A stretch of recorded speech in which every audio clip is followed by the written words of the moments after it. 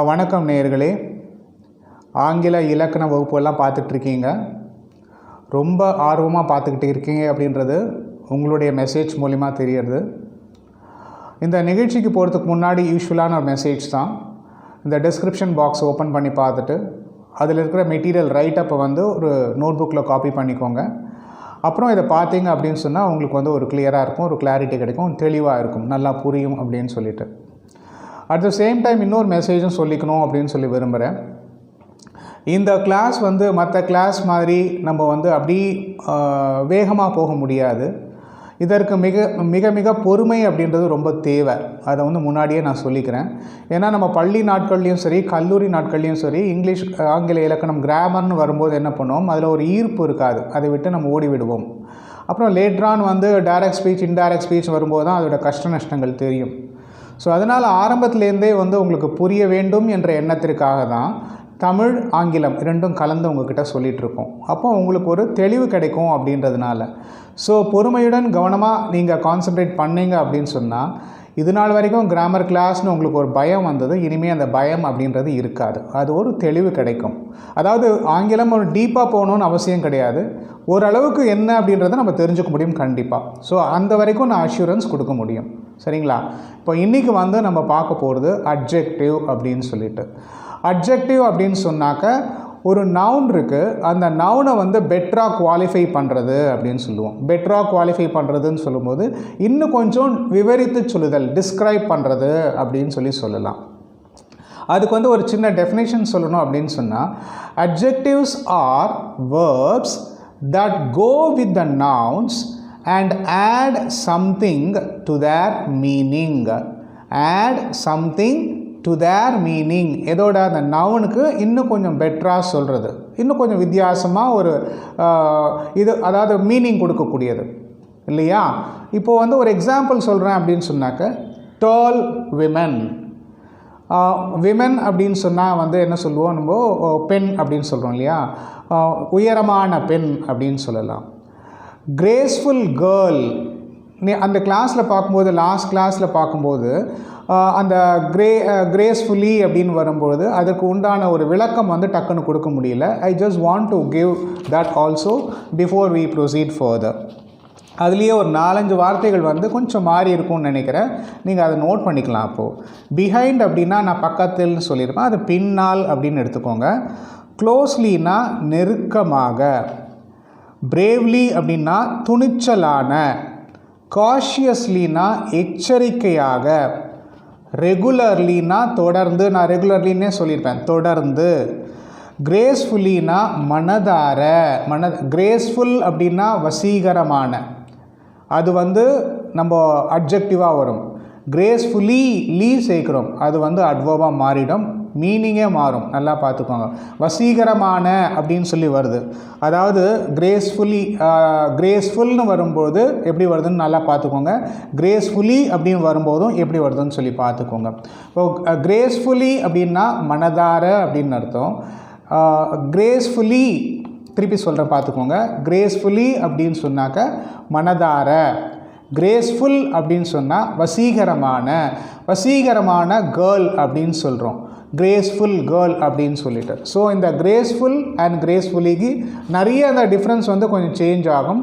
இது வகுப்புகளில் நீங்கள் பார்க்கும்போதே உங்களுக்கு ஒரு கிளாரிட்டி கிடைக்கும் அப்படின்னு சொல்லி நினைக்கிறேன் இல்லையா?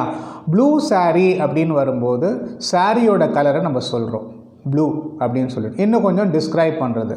ஹவுஸ்னு வரும்போது வீடு அப்படின்னு, பெரிய வீடு அப்படின்னு சொல்லுவோம், மிகப்பெரிய வீடு. வெரி பிக் ஹவுஸ்னால் மிகப்பெரிய வீடு, இங்கே பிக் ஹவுஸ் தான் சொல்கிறோம், பிக் ஹவுஸ், பெரிய வீடு. ஸ்வீட் ஃப்ரூட் அப்படின்னு சொல்கிறோம். ஸ்வீட்னா என்ன, சுவையுள்ள அப்படின்னு, சுவையுள்ள கனி அப்படின்னு சொல்கிறோம். சுவையுள்ள கனி. ஃப்ரூட்டை இன்னும் கொஞ்சம் டிஸ்கிரைப் பண்ணி சொல்கிறது, இனிப்பான கனி அப்படின்னு சொல்லலாம். பியூட்டிஃபுல் டவுன், அற்புதமான நகரம் அப்படின்னு சொல்லலாம், அழகான நகரம் அப்படின்னு சொல்லலாம். ரெட் ஷர்ட், ரெட் அப்படின்னு இருக்குது, ரெட் இங்கே அட்ஜெக்டிவாக வருது. டால் ட்ரீ அப்படின்னு சொல்கிறோம், உயரமான. ஸோ ஒரு நவுனை பெட்டராக குவாலிஃபை பண்ணும்பொழுது தட் பிகம்ஸ் அன் அட்ஜெக்டிவ். அந்த வார்த்தைகள் அட்ஜெக்டிவ் அப்படின்னு சொல்லலாம். So I think you'll be able to that is உங்களுக்கு ஒரு கிளாரிட்டி கிடச்சிருக்கும் அப்படின்னு சொல்லி நினைக்கிறேன். லாஸ்ட் கிளாஸ் சொன்னதுக்கும் விளக்கம் சொல்லியிருக்கோம். இந்த கிளாஸ்லேயும் வந்து இந்த கிரேஸ்ஃபுல்லுக்கும் கிரேஸ்ஃபுல்லிக்கும் ஒரு வித்தியாசம் என்னன்னு சொல்லியிருக்கோம். கிரேஸ்ஃபுல் அப்படின்னா வசீகரமான, கிரேஸ்ஃபுல்லி அப்படின்னா மனதார அப்படின்னு அர்த்தம் இல்லையா? கிரேஸ்ஃபுல்லி அக்செப்டட் அப்படின்னா மனதார ஏற்றுக்கொள்கிறேன் அப்படின்ற மீனிங் வரும். இது வந்து ஒரு விளக்கம் உங்களுக்கு புரிஞ்சிருக்கும் அப்படின்னு சொல்லி நினைக்கிறேன். இப்போ அடுத்தது வந்து அட்ஜெக்டிவ்ஸ் வந்து ஒரு சென்டென்ஸில் சொல்லும்பொழுது அந்த சென்டென்ஸில் எது அட்ஜெக்டிவாக வருது அப்படின்றத நீங்கள் தெரிஞ்சுக்கலாம். ஓகேயா? A camel has a long neck. A camel has a neck. கழுத்து இருக்குது இல்லையா? A giraffe has a neck அப்படின்னு சொல்கிறோம். இப்போது இந்த camel has a long neckனு வரும்பொழுது நல்லா ஞாபகம் வச்சுக்கோங்க, நெக் அப்படின்றத இன்னும் கொஞ்சம் பெட்டராக டிஸ்கிரைப் பண்ணுறது அந்த லாங் அப்படின்ற வார்த்தை. So a camel has a long neckனா கேமலுக்கு வந்து நீண்ட கழுத்து உள்ளது. Grace is a clever girl. Grace is a girl. Grace என்பவள் ஒரு பெண். கிரேஸ் என்பவள் ஒரு புத்திசாலியான பெண். கிளவர் கேர்ள் அப்படின்னு சொல்கிறோம். கேர்ள் அப்படின்றத இன்னும் கொஞ்சம் பெட்டராக டிஸ்கிரைப் பண்ணி சொல்கிறது. America is a rich country. America is a country. America ஒரு நாடு. அமெரிக்கா ஒரு பணக்கார நாடு. நாடு அப்படின்ற வார்த்தையை பணக்கார என்ற ஒரு சொல் வந்து டிஸ்கிரைப் பண்ணுறது இல்லையா? அந்த டிஸ்கிரைப் பண்ணுற வார்த்தைக்கு பேர் தான் அட்ஜெக்டிவ் அப்படின்னு சொல்லுவோம். Mister Singh bought a new car. Mister Singh bought a car. Mister Singh வந்து ஒரு கார் வாங்கினார். Mister Singh bought a new car. ஒரு புது கார் வாங்கினார். நியூ அப்படின்றது டிஸ்கிரைப் பண்ணக்கூடிய வார்த்தை அந்த காரை. they live in a big house. அவர்கள் ஒரு வீட்டில் they live in a house. அவர்கள் ஒரு வீட்டில் வசிக்கிறார்கள். they live in a big house. அவர்கள் ஒரு பெரிய வீட்டில் வசிக்கிறார்கள். வீடு வந்து பெருசாக இருக்குன்னு வச்சுப்போம். பிக் ஹவுஸ் அப்படின்னு சொல்லும்பொழுது பெரிய வீடு அப்படின்னு சொல்லலாம். இப்போ பிக் அப்படின்றது அங்கே என்னவா வருது? அட்ஜெக்டிவாக வருகிறது. Akbar was a great king. Akbar was a king. Akbar வந்து ஒரு கிங்காக இருந்தார், ராஜாவாக இருந்தார் அப்படின்னோம். அப்போ வந்து கிரேட் கிங் அப்படின்னு சொல்கிறோம். மிகச்சிறந்த ராஜாவாக இருந்தார். கிரேட் அப்படின்னு சொல்கிறோம். வீரமுள்ள நிறைய வார்த்தைகள் சொல்லிக்கலாம் இல்லையா? நீ பெரிய கிரேட்டுப்பா அப்படின்னு சொல்லுவோம் இல்லையா? அப்போது Akbar was a great king. கிங்கை வந்து இன்னும் கொஞ்சம் டிஸ்கிரைப் பண்ணுற வார்த்தை தான் இந்த கிரேட் அப்படின்றது. Our school has a large playground. Our school has a playground. எங்கள் ஸ்கூலில் வந்து எங்கள் பள்ளியில் வந்து ஒரு ப்ளே கிரவுண்ட் இருக்குது, விளையாட்டு மைதானம் இருக்கிறது அப்படின்னு சொல்கிறோம். அப்போது அடுத்த கேள்வி வந்து விளையாட்டு மைதானம் பெருசாக இருக்கா இல்லையா அப்படின்னு சொல்லிட்டு. ப்ளே கிரவுண்ட் அப்படின்றது நவுன். ஓகே, அப்போது லார்ஜ் பிளே கிரவுண்ட் சொல்லும்போது மிகப்பெரிய பிளே கிரவுண்ட் இருக்குது அப்படின்னு சொல்லும்போது லார்ஜ் அப்படின்னு சொல்லலாம். அப்போ அந்த லார்ஜ்ன்ற வார்த்தை அங்கே என்னவா வருது? அட்ஜெக்டிவாக வருகிறது. Lazy students fail in the examination. Students fail in the examination. Students வந்து பரீட்சையில் ஃபெயில்டுன்னா முடிஞ்சு போச்சு, பரீட்சையில் தவறிவிட்டார்கள் அப்படின்னு சொல்லுவோம். எந்த மாதிரி ஸ்டூடெண்ட்ஸ் தவறினாங்க? லேசி ஸ்டூடெண்ட்ஸ் இல்லையா? ரொம்ப சோம்பல் தன்மை உள்ள ஸ்டூடெண்ட்ஸ் வந்து ஃபெயில் ஆகிட்டாங்க. அப்போ லேசின்ற வார்த்தை ஸ்டூடெண்ட்ஸை வந்து டிஸ்கிரைப் பண்ணுறது. So lazy students fail in the examination. Radha sang a sweet song. Radha sang a song. Radha ஒரு பாட்டு பாடினாள் முடியறது இல்லையா? இப்போ இந்த இடத்துல வந்து பாட்டு என்பது ஒரு noun. Radha sang a sweet song. ஒரு இனிமையான பாட்டை பாடினாள். இப்போது ஸ்வீட் அப்படின்றது இந்த இடத்துல இனிமையான அப்படின்னு ஒரு பொருளை கொடுக்கிறது. Kovind is my dear friend. முதல் வாக்கியத்தை எப்படி சொல்ல போகிறோம்னா Kovind is my friend. Kovind எனது நண்பர். அதே இன்னும் கொஞ்சம் பெட்டராக சொல்லணுன்னா Kovind is my dear friend, நெருங்கிய நண்பர்.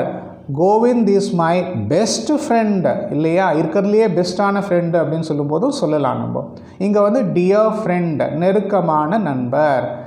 Give me a ripe mango, அதாவது எனக்கு வந்து ஒரு பழுத்த மாம்பழம் கொடு. Give me a mango, give me a mango, give me a ripe mango, கனிந்த மாம்பழம் கொடு இல்லையா, பழுத்த மாம்பழம் கொடு. ரைப்னா பழுத்த அப்படின்னு. Give me a ripe mango. இப்போ ரைப்புன்ற வார்த்தை பழுத்த மாம்பழம் சொல்லும். பழுத்த அப்படின்றது வந்து ஆட்டோமேட்டிக்காக எங்கே அட்ஜெக்டிவாக வருது. A strong man can carry a heavy box. இங்கே நீங்கள் நல்லா பார்க்கலாம். A strong manனாக்க வந்து பலமான ஒரு ஆள் வந்து can carry a heavy box அப்படின்னு சொல்லலாம்.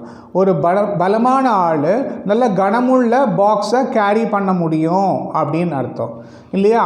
அப்போ இங்கே பார்க்கலாம் மேன் அப்படின்றது மனிதன், ஸ்ட்ராங் மேன் அப்படின்னு வரும்போது பலமான மனிதன் அப்படின்னு சொல்கிறோம். ஸோ அந்த இடத்துல வந்து உங்களுக்கு ஒரு அட்ஜெக்டிவ் வருது. Can carry a heavy box, can carry a box, பாக்ஸை கேரி பண்ண முடியும். ஆனால் அதுக்கு முன்னாடி ஹெவின்னு போட்டோம்னாக்க கனமான பாக்ஸை கேரி பண்ண முடியும் அப்படின்னு சொல்கிறோம். ஸோ இந்த வாக்கியத்தில் உங்களுக்கு 2 அட்ஜெக்டிவ் வருது. A strong man, ஸ்ட்ராங்குன்றது ஒரு adjective. Can carry a heavy box, பாக்ஸுக்கு முன்னாடி ஹெவின்னு வருது, அதுவும் அட்ஜெக்டிவாக வருகிறது. That tall boy is a fine player. நல்லா பாருங்கள்.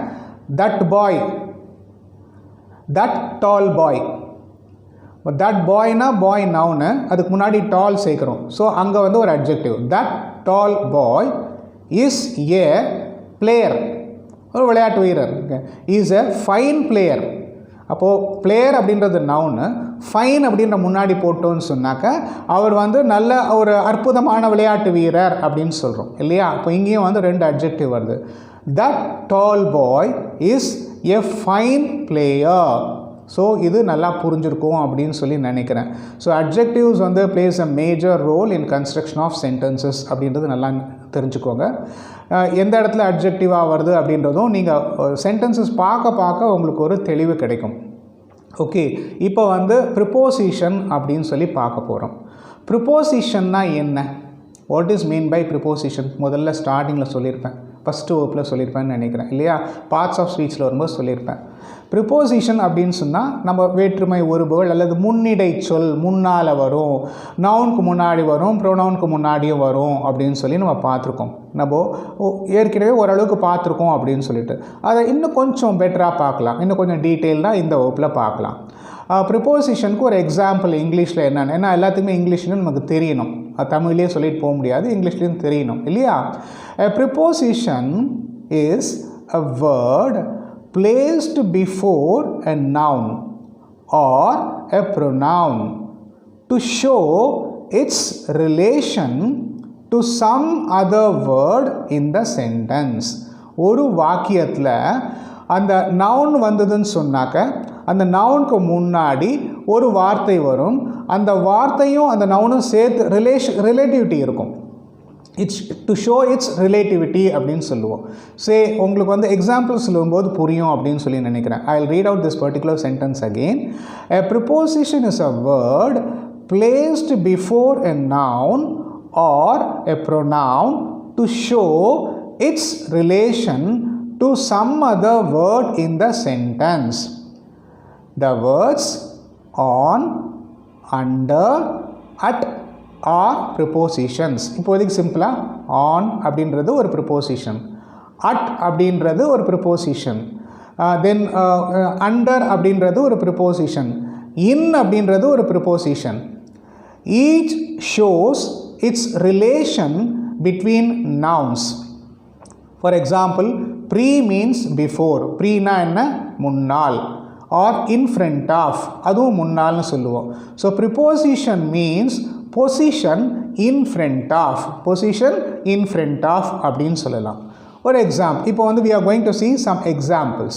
என்னென்ன எக்ஸாம்பிள்ஸ் அப்படின்னு சொன்னால், to start with I am coming from Madurai, I am coming from Coimbatore, I am coming from Trichy. நான் மதுரையிலிருந்து வருகிறேன், நான் கோயம்புத்தூரிலிருந்து வருகிறேன், நான் திருச்சியில் இருந்து வருகிறேன். இருந்துன்னு வருது இல்லையா? நீங்கள் வந்து ஐ கம் மதுரைன்னு சொல்ல முடியாது இல்லையா? ஸோ எப்படி சொல்லுவீங்க? ஐ ஆம் கம்மிங் கோயம்புத்தூர்னு சொல்ல முடியாது, ஐ ஆம் கம்மிங் கோயம்புத்தூர்னு சொல்ல முடியாது, ஐ ஆம் கம்மிங் மதுரைன்னு சொல்ல முடியாது, ஐ ஆம் கம்மிங் திருச்சின்னு சொல்ல முடியாது. So you need a particular way word which will be as a preposition which will be used before a noun or a pronoun அப்படின்றத தெரிஞ்சுக்கோங்க. அப்படின்னா என்ன? அந்த கோயம்புத்தூராக இருக்கட்டும், மதுரையாக இருக்கட்டும், திருச்சியாக இருக்கட்டும், அதுக்கு முன்னாடி வந்து அந்த ஃப்ரம் அப்படின்ற வார்த்தையை போட்டால் தான் அந்த சென்டென்ஸ் வந்து கம்ப்ளீட் ஆகும். இருந்து, நான் கோயம்புத்தூரில் இருந்து வருகிறேன். தமிழில் பேசும்போது நம்ம அழகாக சொல்லிடுறோம். ஆங்கிலத்தில் வரும்போது இந்த ப்ரிப்போசிஷன் இல்லாமல் பேசணும்னு சொன்னால் அந்த சென்டென்ஸ்க்கு மீனிங் கிடைக்காது. I am going to America, I am going to Mylapore, I am going to ஏதாவது ஒரு பிளேஸ் சொல்லுங்கள். அண்ணா Nagar, I am going to Ashok Nagar, I am going to KK Nagar, whatever you want to call இல்லையா? ஒரே இடத்தையே மயிலாப்பூரே சொல்லிட்டு இருக்கேன்னு நீங்கள் கவலைப்பட வேண்டாம். என்ன பிளேஸ் வேணுமோ நீங்கள் போட்டுக்கலாம். ஸோ ஹியர் ஒரு எக்ஸாம்பிளுக்கு நான் யூஸ் பண்ணுறேன். நான் அமெரிக்காவுக்கு போகிறேன் அப்படின்னு சொல்கிறோம். ஐ ஆம் கோயிங் டு அமெரிக்கா. அமெரிக்காவிற்கு இக்கு அப்படின்ற பொருளை கொடுக்கும். ஐ ஆம் கோயிங் அமெரிக்கான்னு வராது.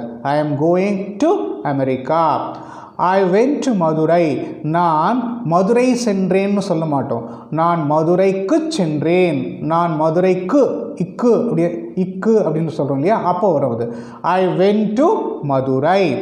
ஐ வென்ட் அரவுண்ட் மதுரை. நான் மதுரையை சுற்றிலும் சென்றேன் அப்படின்னு சொல்லலாம் நமக்கு. So we have plenty of examples like this. மெயினாக வந்து ப்ரிப்போசிஷன்ஸ் யூஸ் பண்ணும்போது கொஞ்சம் கேர்ஃபுல்லாக பண்ணணும். ஏன்னா அந்த ப்ரிப்போசிஷன் வந்து மாற்றி போட்டோன்னு சொன்னால் மீனிங்கே மாறி போயிடும். ஒரு எக்ஸாம்பிள் சொல்கிறேன் கேளுங்களேன். அதை இல்லைன்னா கொஞ்சம் டிஃப்ரெண்ட்டான மீனிங் கொடுக்கும் அப்படின்னு சொல்லலாம். Prepositions must be used carefully. ஜாக்கிரதையாக யூஸ் பண்ணணும். Look how the meaning changes. ஒரு மீனிங் எப்படி சேஞ்ச் ஆகுது அப்படின்றத பார்க்கலாமே இந்த ஃபாலோயிங் ப்ரிப்போசிஷனில். The boy shouted to the old man. Shouted அப்படின்றது ஒரே வார்த்தை தான். To the old man or at the old man அப்படின்னு சொல்லலாம். அப்போது இப்போ என்னென்னா shouted to the old man or shouted at the old man அப்படின்னு சொன்னால், ஏன்னா அந்த ஓல்டு மேனுக்கு காது கேட்காது. அந்த காது கேட்காததுனால இவங்க சத்தமாக சொல்கிறாங்க, கூப்பிடுறாங்க இல்லையா? அப்போ வந்து அந்த இடத்துல வந்து த ஓல்ட் மேன் வாஸ் டெஃப்னு இருக்கலாம், இஸ் வந்து பார்ஷியலி டெஃப்னு இருக்கலாம். அதனால shouted at the old man. Old மேனை வச்சு நீங்கள் கண்டுபிடிக்கணும் இல்லையா? இப்போது the teacher shouted at the boy அப்படின்னு சொன்னால் இந்த இடத்துல டீச்சர் வாஸ் ஆங்க்ரி. முதல்ல ஷவுட் பண்ணது வந்து the old man was deaf அப்படின்றதுனால அதோட மீனிங் மாறுது. The teacher shouted at the பாய்னு வரும்போது இதே ஷவுட்டட் தான். அங்கே காது கேட்கலேன்றதுனால சத்தமாக சொன்னாங்க ஓல்ட் மேன் கிட்ட.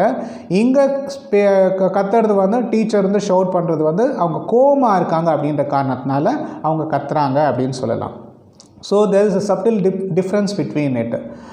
If we place a preposition before a word, ஒரு வேர்ட் முன்னாடி ஒரு preposition place பண்ணோம்னாக்கா that word becomes a noun அப்படின்றது தெரியும். ஃபார் எக்ஸாம்பிள் வந்து I am well அப்படின்னு சொல்கிறீங்க. ஐ ஆம் வெல் அப்படின்னா என்ன அர்த்தம்? நான் நன்றாக இருக்கிறேன். நான் நன்றாக இருக்கிறேன்.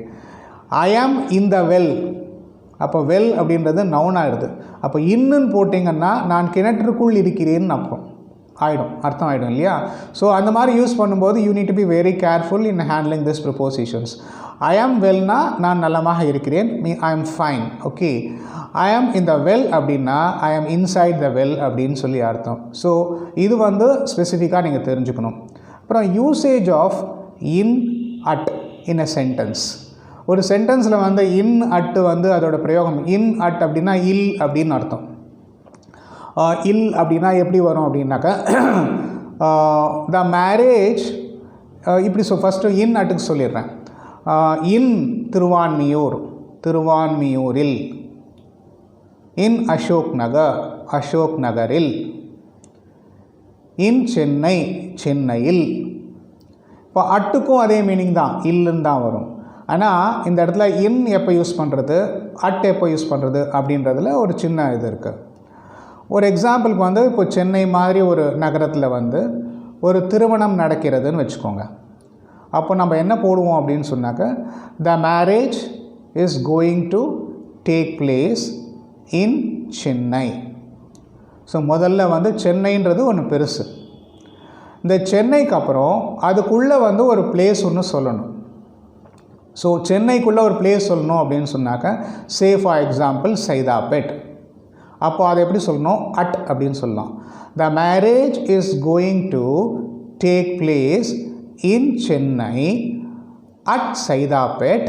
இப்போ சைதாப்பேட்டில் எங்கே ஒரு ஸ்ட்ரீட்டை சொல்லணும் இல்லையா, அவன் ஸ்ட்ரீட்டை சொல்லும்போது திருப்பி இன் அப்படின்றது வரும். ஸோ அந்த இன்னை யூஸ் பண்ணி ஒரு sentence, the marriage is going to take place in Chennai at Saidapet in ஏதாவது ஒரு ஸ்ட்ரீட் பிளேஸ் இருங்க, Sarojini street, in Sarojini street அப்படின்னு வச்சுக்கலாம். சரோஜினி ஸ்ட்ரீட் வெஸ்ட் மாம்பலத்தில் இருக்குன்னு சொல்லி, மாம்பலத்தில் இருக்குது, டி நகரில் இருக்குது. But still we can use some other Sarojini street which is over here. Okay, right. The marriage is going to take place in Chennai, then at Saidapet, then in Sarojini street அப்படின்னு. இன்னு at இன்னு ரெண்டு தான் சொல்ல போகிறோம். நீங்கள் நாங்கள் சென்னையில் தான் இருக்கோம் அப்படின்னு சொன்னாக்க நீங்கள் ஸ்ட்ரெயிட்டாகவே சொல்லலாம், the marriage is going to take place in Saidapet at Sarojini street. முடிஞ்சு போச்சு. ஓகேயா. யூசேஜ் ஆஃப் இன் அப்படின்றது நம்ம பார்த்தோம், இன் அண்ட் அட்டுன்னு சொல்லி பார்த்தோம். ஃபாலோயிங் ஆர் தி காமன்லி யூஸ்டு ப்ரிப்போசிஷன்ஸ். நம்ம இந்த ப்ரிப்போசிஷன் தான் காமனாக யூஸ் பண்ணுவோம். நான் ஸ்லோவாக படிக்கிறேன், நீங்கள் அதை பார்த்துக்கோங்க. ஏற்கனவே நீங்கள் எழுதி வச்சுருப்பீங்கன்னு சொல்லி நினைக்கிறேன். அதுக்கு தமிழாக்கமும் பார்த்துருப்பீங்க. ஓகேயா. இப்போ அட்டுனா இல் அப்படின்னு அர்த்தம். ஏடி அட்டுனா இல். இது marriage is going to take place. இன்னு அட்டுலாம் சொன்னேன் இல்லையா, எல்லாத்துமே இல்லுன்ற மீனிங் தான் வரும். ஆஃப்டர் பிறகு, எபவுட் பற்றி, I am going to talk about நான் அதை பற்றி பேச போகிறேன் அப்படின்னு சொல்கிறோம் இல்லையா. அலாங் ஊடே வழியே அப்படின்னு சொல்லுவோம். அமங் ஒரு கூட்டத்துக்கு நடு, அமங்னா மத்தியில்னு சொல்லலாம். அமங்ஸ்ட் அமிட்ஸ்ட் எல்லாமே மத்தியில் அப்படின்ற வார்த்தையை கொடுக்கும். மோர் ஆர் லெஸ் அதே வார்த்தை தான் வரும். அரவுண்ட் சுற்றிலும், அகெயின்ஸ்ட் எதிராக, ஆஸ் போல, எபவ் மேலே, பைனா ஆல் அல்லது மூலமாக. I have received the courier by post. By post மூலமாக எனக்கு கிடைச்சது. மூலமாக அப்படின்னு சொல்லுவோம் பை அப்படின்னு சொன்னால். பிஃபோர் அப்படின்னு சொன்னால் முன்னால். பிலோ கீழே. பிசைடு பக்கத்தில். பிட்வீன் இடையில். பியாண்ட் அப்பால். Beneath under. எக்ஸெப்ட் தவிர. இன் உள்ளே. இன்சைடு உட்பக்கம். ஃப்ரம் இருந்து. லைக் போல. ஆஃப் உடைய. சன் ஆஃப் ராமா ராமன் உடைய அப்படின்னு சொல்லுவோம் இல்லையா, அந்த மாதிரி வரும். ஆன் மேலே. டு இக்கு. த்ரூ அப்படின்னாலும் மூலமாக. டுவர்ட்ஸ் நேராக, அதை நோக்கி போகிறது அப்படின்னு சொல்லலாம். அப்பான் மேலே. அண்டர் கீழே. நியர் அருகில். டியூரிங் அப்படின்னாலும் பொழுது அப்படின்ற மீனிங்கை கொடுக்கும், ஒரு அர்த்தத்தை கொடுக்கும். வித்தவுட் இல்லாமல். வித்தின் உள்ளே உள்ளுக்குள் அப்படின்னு சொல்லுவோம். when you use the same in sentences you will be able to understand in a better way. Usage of pronouns plus preposition. அதாவது ஒரு ப்ரொனவுனையும் ப்ரிப்போசிஷனையும் யூஸ் பண்ணால் எப்படி கிடைக்குது அப்படின்னு சொல்லிட்டு ரொம்ப ஒன்றும் பயப்பட வேண்டிய அவசியம் கிடையாது. இப்போ வந்து ப்ரிப்போசிஷன் அப்படின்னு வரும்போது டு அப்படின்றது முன்னாடி வரும். அப்புறம் ப்ரொனவுன் அப்படின்றது என்ன, ப்ரொனவுன் பார்த்துருப்பீங்க இல்லையா, மீ, யூ, மை, யுவர்ஸ்லாம் பார்த்தோம் இல்லையா, அதை மாதிரி. ஸோ முதல்ல வந்து ப்ரிப்போசிஷன் வரும், அதுக்கு அப்புறம் வந்து ப்ரொனவுன் வரும். நான் என்ன சொல்லியிருக்கேன், இந்த ப்ரிப்போசிஷன் அப்படின்றது ஒரு நவுனுக்கு முன்னாடி வரும், ஒரு ப்ரொனவுனுக்கு முன்னாடி வரும்னு சொல்லியிருக்கேன். ஆனால் அது தெரிஞ்சால் தானே உங்களுக்கு பண்ண முடியும். எல்லாமே நவுன்லாம் நம்ம மெயினாக இருக்கக்கூடிய நவுன் எடுத்து பார்த்தோம். ஸோ ப்ரொனவுன் வந்ததுன்னு சொன்னால் அதுக்கு முன்னாடி எப்படி வருது அப்படின்னு சொல்லி பார்க்கலாம். இப்போ வந்து டு மீ அப்படின்னா எனக்கு, மீனா என்னைன்னு தனியாக சொல்லுவோம். மீனா என்னை, தே கால்டு மீ, அவர்கள் என்னை அழைத்தார்கள் அப்படின்னு சொல்லலாம். மீக்கு பல இது வரும். இப்போ டு மீ அப்படின்னு போட்டோம்னாக்க எனக்கு அப்படின்னு சொல்லலாம். டு அஸ் எங்களுக்கு, டு ஹிம் அவனுக்கு, டு ஹர் அவளுக்கு, ஃபார் மீ எனக்காக, ஃபார் அஸ் எங்களுக்காக, ஃபார் யூ உனக்காக, ஃபார் ஹிம் அவனுக்காக, ஃபார் ஹர் அவளுக்காக, ஃபார் தெம் அவர்களுக்காக, பை மீ என்னால், பை மீனா அது ஆல் அல்லது மூலமாகன்னு சொன்னோம் இல்லையா, என்னால் ஆல் அப்படின்னு வருது இல்லையா, பை மீ என்னால், பை அஸ் எங்களால், பை யூ உன்னால், பை ஹிம் அவனால், பை ஹர் அவளால், பை தெம் அவர்களால், ஃப்ரம் மீ இருந்துன்னு அர்த்தம், ஃப்ரம்னா இல்லையா, மீ என்னிடம் இருந்து, ஃப்ரம் அஸ் எங்களிடமிருந்து, ஃப்ரம் யூ உன்னிடமிருந்து, ஃப்ரம் ஹிம் அவனிடமிருந்து, ஃப்ரம் தெம் அவர்களிடமிருந்து, வித் மீ என்னுடன், வித் அஸ் எங்களுடன், வித் யூ வித்னா உடன் ஓடு அப்படின்னு வரும், நல்லா ஞாபகம் வச்சுக்கோங்க.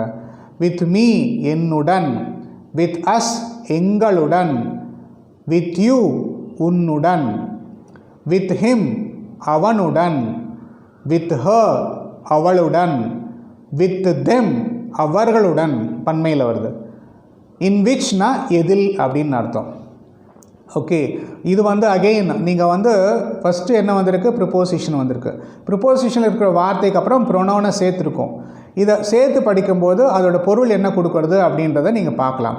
ப்ராக்டிஸில் பார்த்துக்கிட்டே வந்தீங்கன்னு சொன்னால் that becomes very easy for you. Okay, now prepositions used in sentences. How we are going to get that? He lives in Bihar, அவர் பீகாரில் வசிக்கிறார். ஹீ லிவ்ஸ் இன் பிஹார், பீகாரில், பீகார்ன்ற ஒரு ப்ராப்பர் நவுனுக்கு முன்னாடி இன் அப்படின்ற வார்த்தையை சேர்க்குறோம் இல்லையா, நவுனுக்கு முன்னாடி இன் அப்படின்ற வார்த்தையை சேர்க்குறோம். I have a pen in my pocket. I have a pen in my pocket. in அப்படின்னு I have a pen my pocketனு வராது. மைக்கு முன்னாடி வந்து இன் அப்படின்ற வார்த்தை சேர்ந்தால் தான் அதுக்கு மீனிங் வரும். என்னுடைய பாக்கெட்டில் பேனா இருக்கிறது, பாக்கெட்டில் பேனா இருக்கிறது. I will return the book by Tuesday. நான் வந்து டியூஸ்டே வாக்கில் உனக்கு அந்த புக்கை கொடுக்குறேன் அப்படின்னு சொன்ன, பை டியூஸ்டே அப்படின்னா அந்த நாட்களில் உனக்கு கொடுக்குறேன், அந்த நாளில் கொடுக்குறேன் அப்படின்னு சொல்லுவோம். பை டியூஸ்டே அப்படின்னு சொல்லுவோம். தே reach the station around 7 AM. அவங்க அந்த ஸ்டேஷனுக்கு வந்து ஒரு 7 மணி அளவில் போனாங்க. இப்போ அரவுண்ட் அப்படின்ற வார்த்தையை நம்ம யூஸ் பண்ணுறோம். அரவுண்ட் 7 AM ஸ்டேஷனுக்கு 7 மணி அளவில் சென்றார்கள் அப்படின்னு சொல்கிறோம். He gave a letter to the clerk.